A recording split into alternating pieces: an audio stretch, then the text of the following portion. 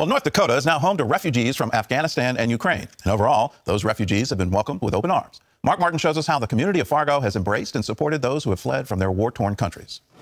North Dakota is now part of a small group of states participating in the Skilled Immigrant Integration Program. It provides access to resources that can help new Americans better integrate into the community. Elizabeth Shores tells us when we can expect to see changes.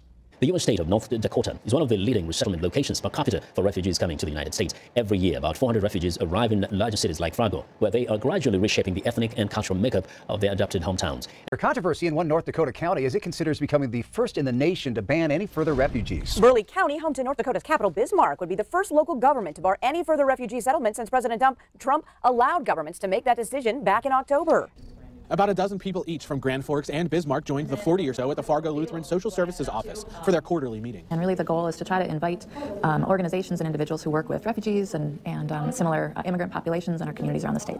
While rumors may be circulating that North Dakota is taking in migrant children displaced at the southern border, the Department of Human Services says that is not the case. The department says it's been receiving phone calls asking if the state is housing unaccompanied children who arrived at the southern U.S. border. According to the executive director, the federal government has already ruled out the Peace Garden state as a destination for those kids.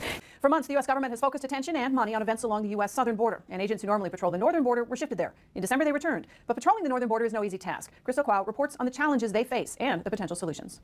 Nationwide, there's been a dramatic increase in illegal immigration along the northern border when compared to the past 2 years. Across the entire northern border, illegal crossings from Canada into the U.S. have increased from 16,000 to 142,000. According to Customs and Border Patrol's website, in the last 4 months, more than 1,200 people have been apprehended by North Dakota's Border Patrol for illegal crossings.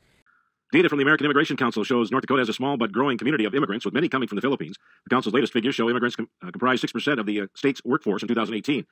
According to the U.S. Customs and Border Protection website, over 200 agents are permanently employed with the Grand Forks sector in North Dakota. Adam Wright, the head of Border Patrol agents at Botno Station, says some have been assisting at the southern border for a year and a half. In North Dakota, additional North Dakota counties won't have to face a decision on whether to resettle more refugees, an issue that's drawn passionate responses on both sides of the issue.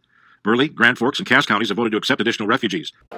The Department of Commerce's Deputy Director, Jenna Pastor, says immigrants have been a part of the North Dakota community for a long time. She says being a part of SIP means North Dakota will have access to more resources and expertise that can benefit immigrants in our community, which in turn benefits North Dakota. The Trump administration announced only 18,000 refugees would be allowed to settle in the U.S. in the next year, which would be an historic low and down from the 30,000 allowed in 2019. Resettling refugees in states has long been a sensitive issue. In 2015, at the height of the Syrian refugee crisis, more than half the nation's governors said they opposed letting Syrian refugees settle in their states.